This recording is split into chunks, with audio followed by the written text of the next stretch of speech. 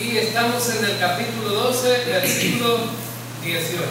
Marcos, capítulo 12, versículo 18. Y hoy vamos a ver hasta el versículo 27 si el tiempo nos da, ¿verdad?, para terminar. Y hemos estado viendo algunas situaciones que Jesús está enfrentando, ¿verdad?, en la última semana de su vida. Vimos en los estudios anteriores acerca de una pregunta que le hicieron los sacerdotes y los ancianos y los escribas sobre la autoridad que Jesús tenía. Esa fue una pregunta. Participaron los sacerdotes, los ancianos y los escribas, que eran, de la gente religiosa de ese tiempo. Luego entramos y lo cuestionaron los fariseos y los herodianos sobre los impuestos, si se debía pagar impuestos. Eso fue lo que predicamos el domingo pasado, ¿verdad? Si se debía pagar impuestos, y la pregunta que hacíamos: ¿deben los creyentes pagar impuestos también? Sí, entonces dimos respuesta a esa pregunta. Ahora vamos a ver que otro grupo religioso se le acerca a Jesús, y es el grupo de un grupo religioso de los saduceos, que plantearon una pregunta acerca de la resurrección. Entonces vemos que toda la gente religiosa y toda la gente poderosa de ese tiempo se está acercando a Jesús para confrontarlo. Y una de las cosas que llama la atención es que Jesús siempre da una respuesta sabia, porque Él es el Rey de Reyes y Señor de Señores, ¿verdad? No es cualquier persona. Ahora entonces se supone que todos estos que se están acercando a Jesús son los más estudiosos, los más inteligentes, los más sabios de ese tiempo. Ahora se acercan otro grupo religioso a hacer una pregunta acerca de la resurrección.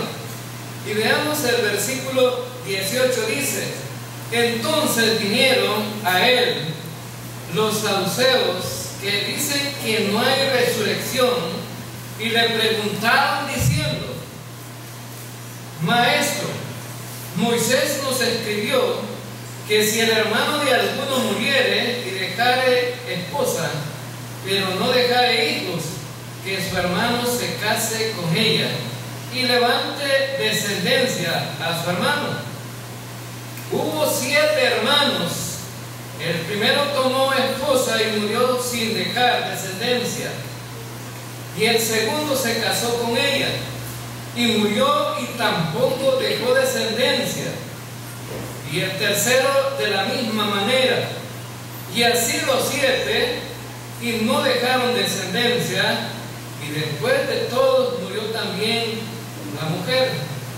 En la resurrección, pues, cuando resuciten, ¿de cuál de ellos será ella mujer? Ya que los 7 la tuvieron por mujer. Entonces, respondiendo Jesús, les dijo: no erréis por esto, porque ignoráis las Escrituras y el poder de Dios.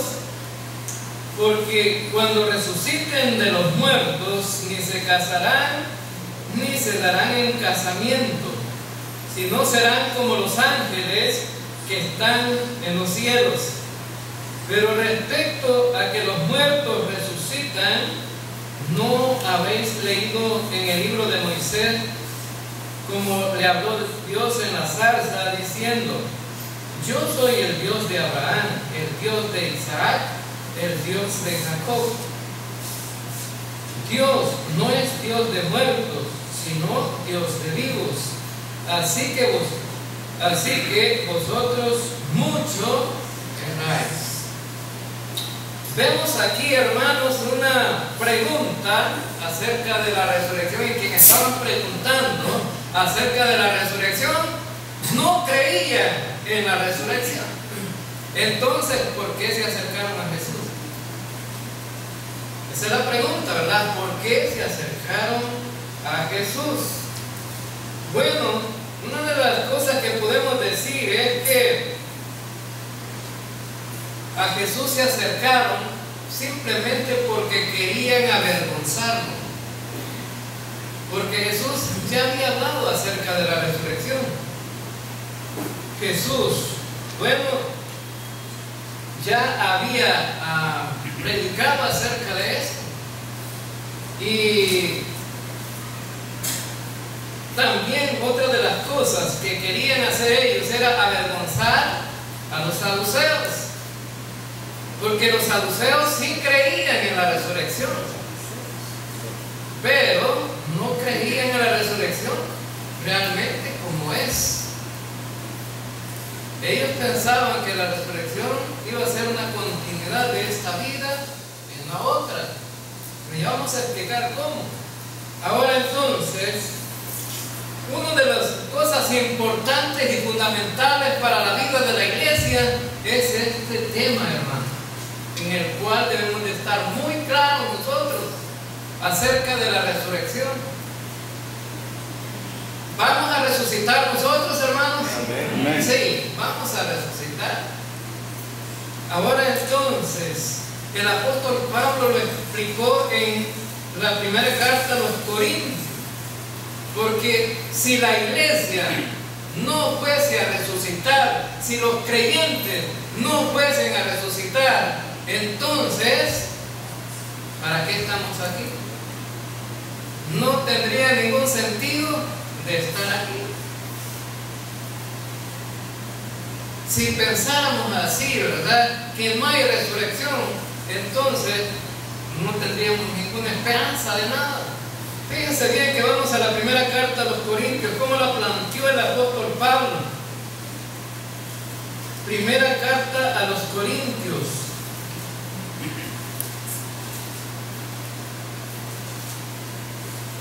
Y vamos a ver el capítulo 15, primera carta a los Corintios, capítulo 15.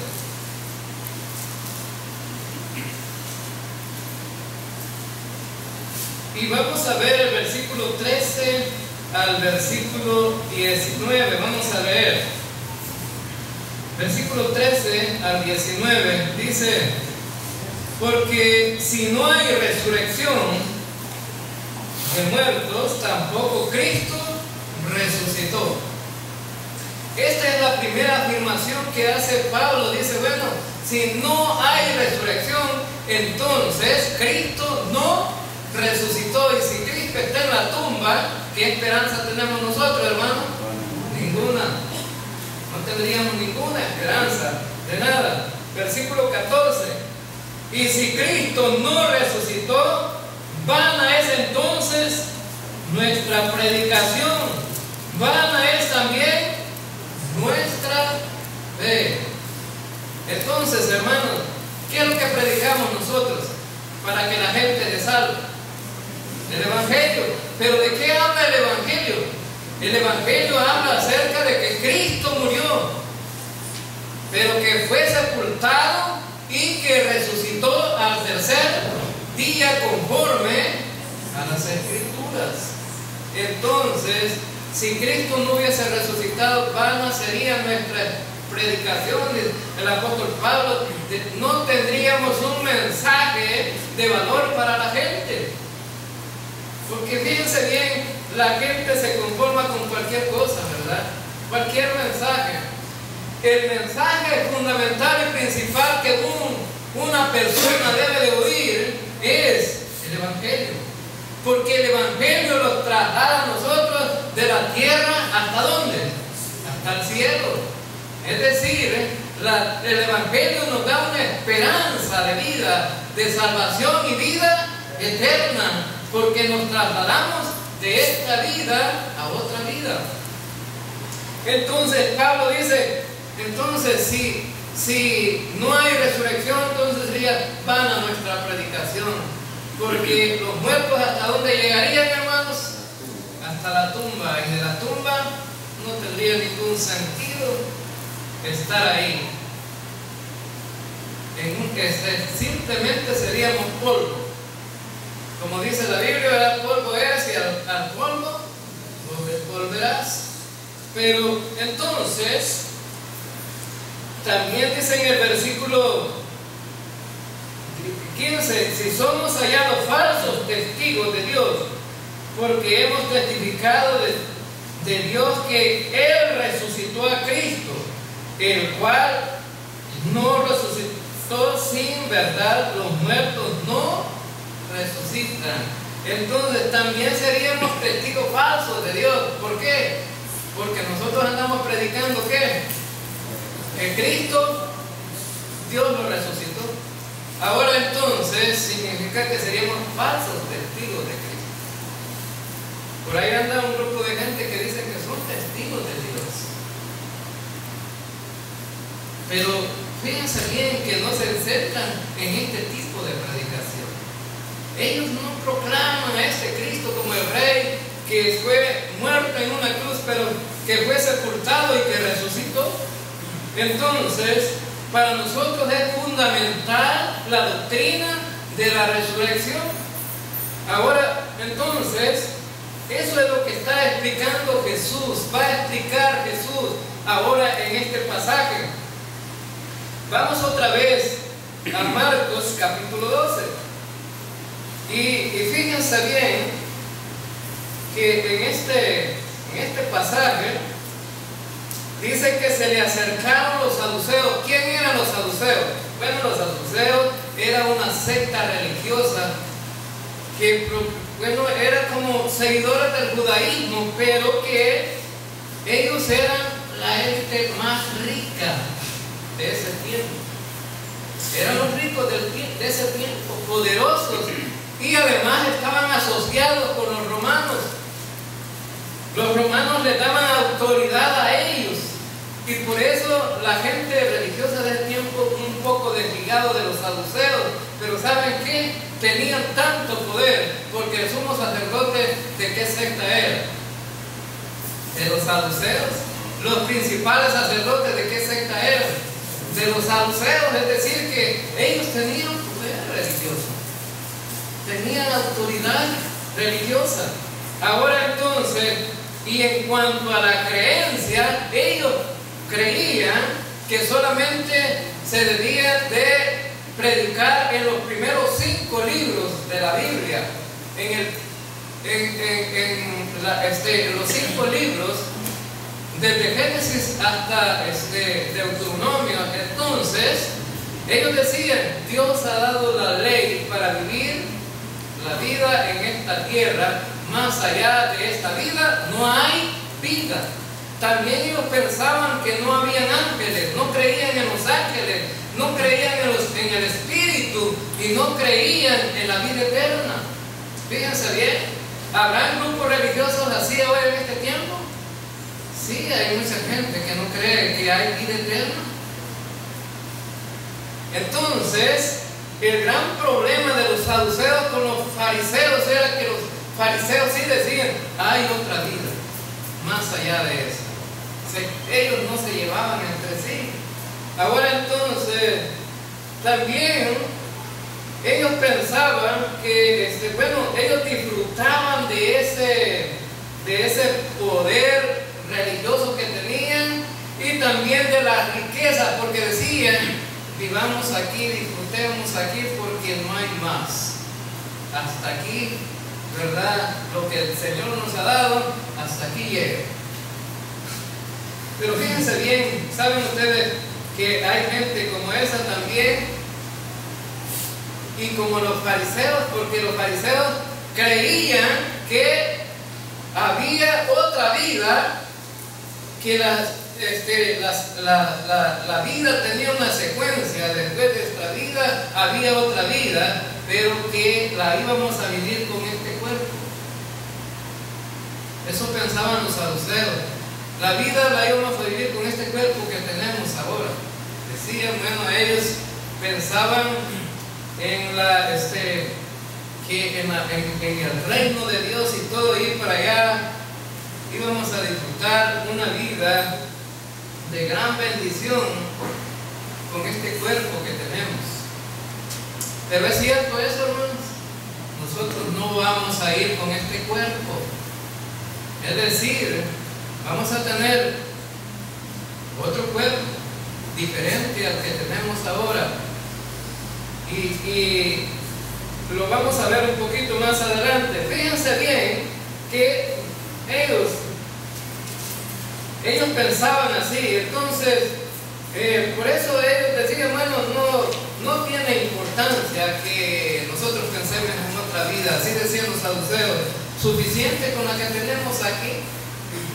Me dijo una niña cuando estaba dando clases el año pasado allá en la escuela, aquí en el liceo, estaba dando clases y me dice, quiero hacerle una pregunta. ¿Y ustedes creen que van a ir al cielo? Y yo le contesté, sí, creemos que vamos a ir al cielo.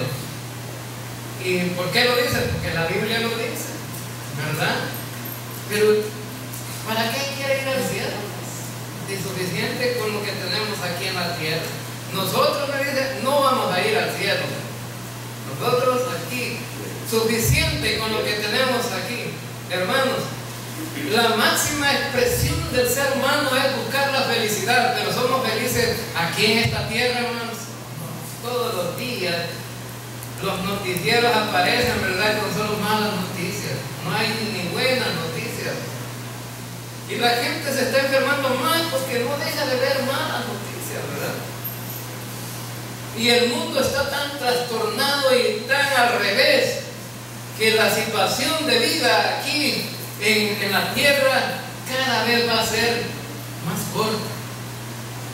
Fíjense bien que en El Salvador, ¿quiénes son los que están muriendo? Pues los niños y los ancianos están llegando a un estándar de vida muy difícil también por tanta enfermedad, por tanta situación que estamos pasando, ¿verdad? Por la contaminación, por la alimentación y por todas las cosas. Y uno dice cuando va al mercado, qué fresco se ven los rábanos y los tomates, ¿verdad? Que vienen del río Salvate, de ahí de San Salvador. Un agua tan contaminada, pero de ahí la riega, ¿verdad? Y de allí vienen las verduras, algunas de Guatemala, ¿verdad? Pero a lo mejor, como los vendedores de cosas siempre van donde está más barato, ¿verdad? Para revender. A lo mejor se consigue más barato ahí. Tenemos una situación de vida que no está una vida completa aquí, plena aquí en esta tierra. Pero me decía esta niña, ¿para qué queremos ir al cielo si aquí estamos bien? Hermanos, ¿quieren ir al cielo ustedes o no quieren ir? Hay veces que la gente se aferra a todo lo que hay aquí, ¿verdad? Ve tan bonito lo que está aquí, pero les aseguro que lo que está allá es mucho que mejor que lo que está aquí. Donde está Dios, está mejor que lo que está aquí. Fíjense bien, donde está Dios está lo mejor. Ahora, veamos entonces, y los saduceos pues le plantearon una pregunta con una historia a Jesús. Le dijeron, bueno, y utilizaron la palabra de Dios. Casi que los religiosos, los falsos maestros, cuando van a enseñar algo, siempre se van a la palabra de Dios. Y el gran problema es que tenemos hoy día y en todos los tiempos es que si se está leyendo bien la palabra de Dios o se está leyendo incorrectamente. Y aquí vamos a despejar dos cosas en este pasaje. Jesús dice, no han entendido, ni han leído, ni han interpretado bien la palabra de Dios. Y no entiende el poder de Dios. ¿Es Dios poderoso, hermano? Claro que sí. Entonces son dos cosas. Pero la historia dice, fíjate, le dijeron a Jesús que nosotros te vamos a hacer una pregunta de acuerdo a lo que dice Deuteronomio capítulo 25 del 5 a 10, que dice que si una persona se había casado, un hombre se había casado con una mujer y el hombre moría y no dejaba descendencia, era deber del hermano casarse con esta mujer, procrear hijos con esta mujer sentencia al hermano. Y de ese pasaje tomaron la idea y dijeron, había una mujer que se casó con 7 hermanos y con ninguno tuvo hijos y murió la mujer. Le querían poner una trampa a Jesús, ¿verdad? Cuando una mujer se casa con varios hombres, se llama poliandría. Se llama eso, ¿verdad? Y lo hacen en algunas regiones de aquí en la tierra, ¿verdad? Hay algunas regiones que los hombres son abundantes y las mujeres son pocas. Igual como los hombres en algunas regiones son pocos y las mujeres son abundantes. Aquí en El Salvador, ¿cuántos dije que tocan, hermano? ¿Cuántos tocan aquí en El Salvador? Aquí las mujeres se reproducen más. Y entonces, y dicen los hombres, ¿verdad? Nos toca 7 y la mitad. A ver de dónde sacan la cuenta. Nos toca 7 y la mitad. Pero ¿cuántas ha dado Dios, hermano? Dios solamente ha dado una. Así que no se alegren los hombres, ¿verdad? No se alegren, solo una. Ahora, y si te tocó una cruz, pues llévala, hermano. Llévala. Ahora entonces, fíjense bien, entonces, lo que ellos querían decir, si los saduceos que no creían en la resurrección, ellos estaban planteándole a Jesús, ¿acaso allá en la resurrección esta mujer que se casó con estos 7 hombres, con cuál va a estar allá? ¿Verdad? ¿O será que se va a permitir que esta mujer esté con los 7? Estaban planteando eso, ¿verdad?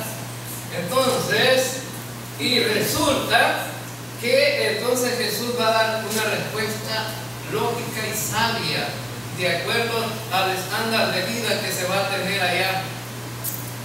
No al estándar de vida que tenemos aquí. La vieja naturaleza ahora, ¿verdad? Nos dice, bueno, no nos dejen estar conformes. Siempre la gente quiere tener más y más y más. Y en todos los aspectos de la vida, ¿verdad? Los que tienen dinero quieren tener más dinero. Los que tienen una casa quieren tener 2 casas, 3 casas y a veces mejores casas que las que tienen. O sea que hay dentro de nosotros una vieja naturaleza que siempre nos está impulsando a cosas que no nos llevan a la conformidad. Y aquellos, ¿verdad?, que tienen una mujer, dice, quisiera tener 3 o 4. ¿Para qué quieren más cruces, hermano? Ahora entonces, no, algunas mujeres son excelentes. Bueno, son la ayuda idónea que Dios ha dejado, ¿verdad? La ayuda idónea. Y aquellas que todavía son cruces para los esposos, que se conviertan, ¿verdad?, del todo, para que no sean una cruz, sino que la ayuda idónea, así como dijo el Señor. Y también a los hombres, ¿verdad? Los hombres que no se conforman con verlo con la esposa que Dios te da, no, ámala, ¿verdad? Eso dice la palabra. Ahora entonces, y estos hombres estaban diciendo, bueno, allá en la resurrección, ¿será que con cuál se va a casar él? ¿Y cuál es la respuesta que da Jesús? ¿Cuál es la respuesta que da Jesús? Bueno, veamos el versículo 24. Versículo 24 dice, entonces, respondiendo Jesús, le dijo, no erréis por esto, porque ignoráis las Escrituras y el poder de Dios. ¿Qué era lo que ignoraban ellos, hermanos? Las Escrituras y el poder de Dios. Vamos a ver estas 2 cosas que son fundamentales aquí en este pasaje. Bueno, ¿para qué sirve la Escritura, hermano?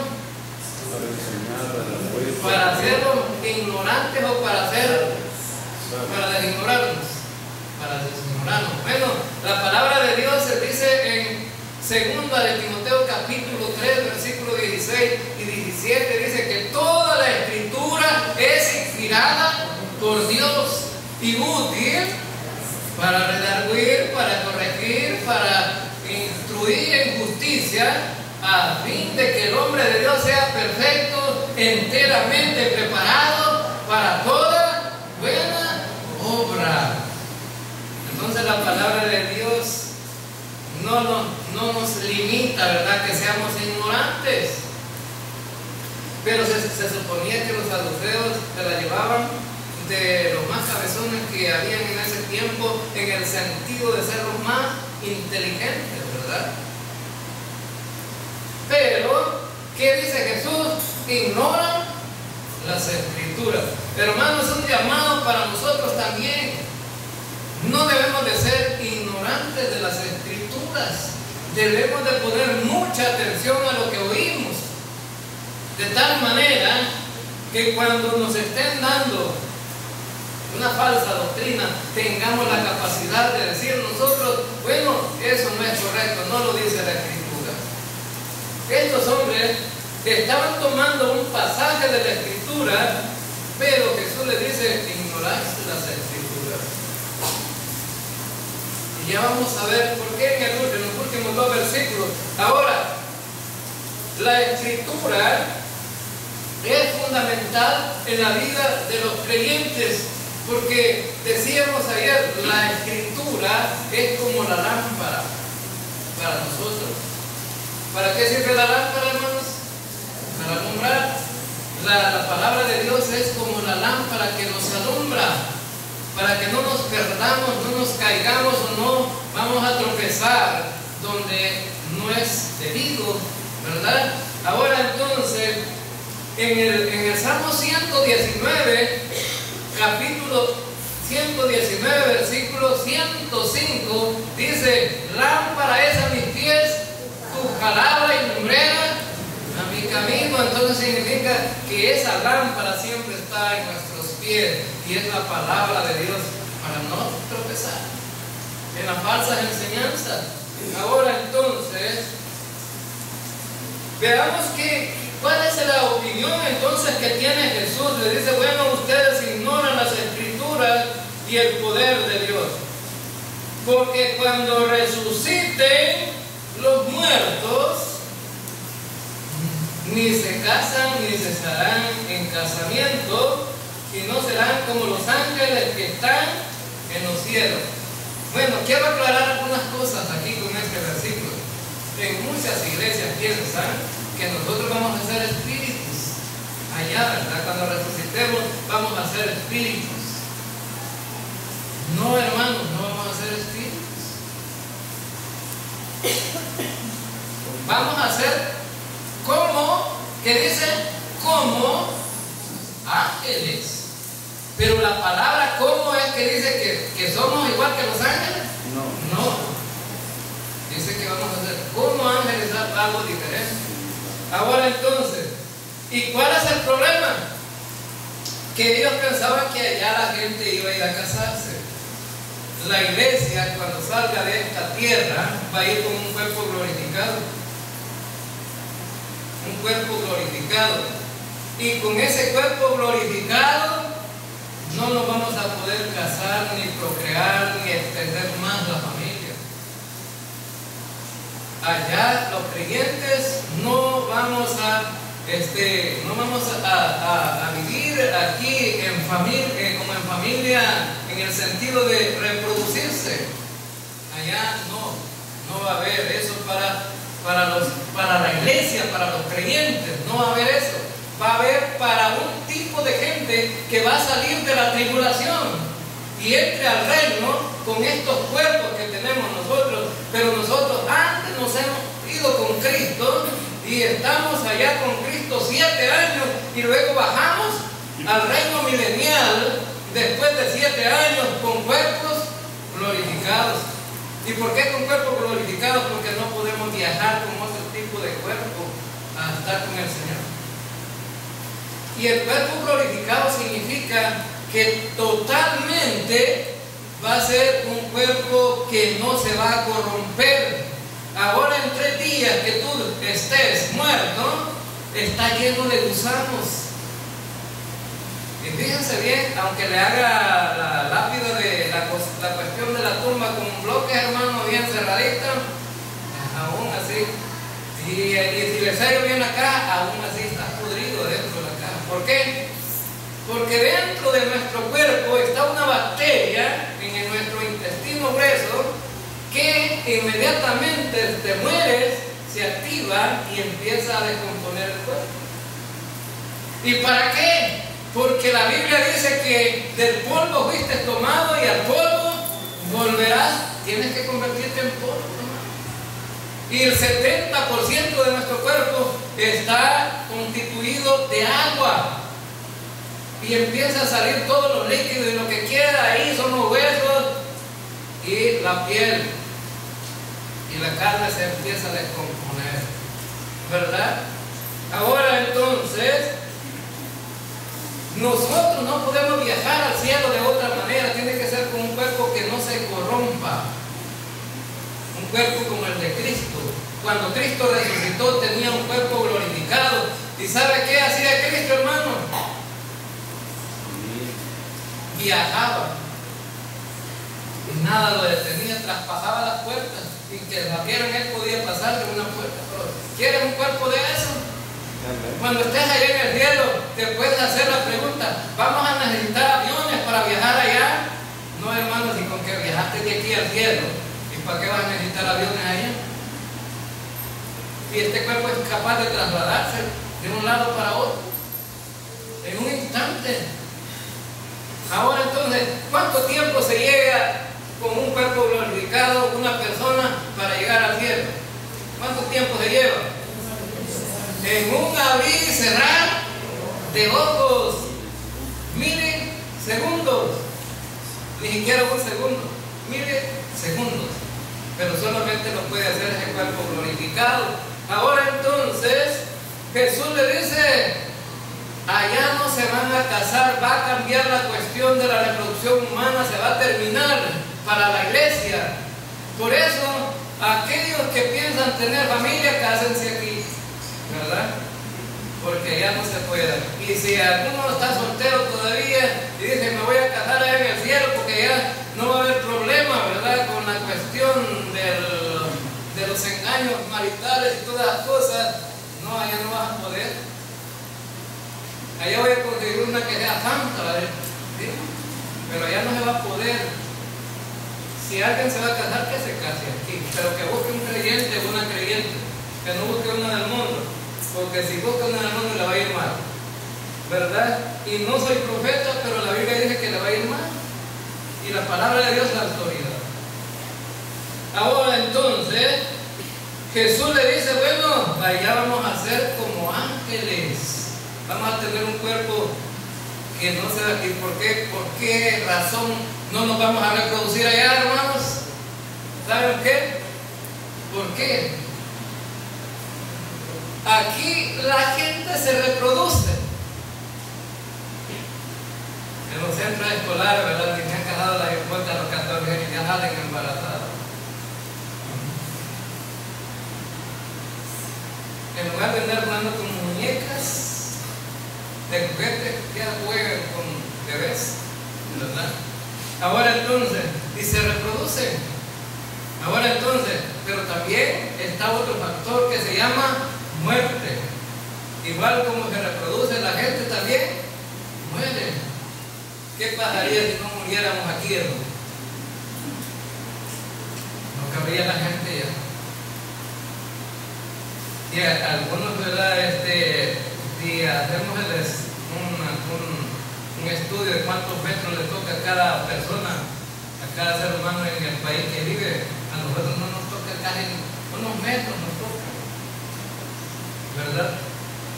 Ahora entonces, allá en el cielo, ¿va a haber muerte, hermano? No necesitamos reproducirlo, no va a haber muerte. Ahora entonces, allá va a haber una vida plena y segura.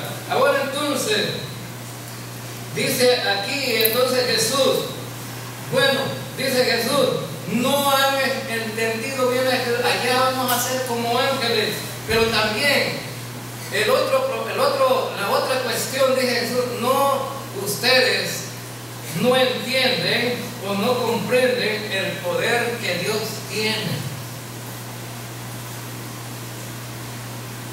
Ahora entonces, hermanos, por eso ellos no creían en la resurrección, porque se imaginaban que Dios no tenía la capacidad de poder hacer algo como la resurrección. O sea que veía, bueno, este tipo de gente es como ese tipo materialista que dice que solamente se puede hacer lo que se puede palpar con los sentidos, lo que puedes ver, lo que puedes tocar, lo que puedes gustar, eso sí, pero más allá de eso no se puede hacer nada. Entonces Jesús le dice: ustedes se han olvidado del poder de Dios. Hermanos, tenemos un Dios todopoderoso, que el pueblo de Israel venía por el desierto, los enemigos venían cercándolo, y entonces de repente dijeron: aquí llegó nuestro final. Pero dice Dios: lanza esa vara hacia el mar para que el mar se abra, y el mar se abrió. Y la gente pasó por lo seco. Eso solamente lo podía hacer un Dios todopoderoso, ¿verdad? Entonces en el Salmo 119 que acabamos de estudiar, dice que los cielos cuentan la gloria de Dios. Hermanos, imagínate el poder que Dios tiene para que ese sol salga todas las mañanas y se traslade para el otro lado.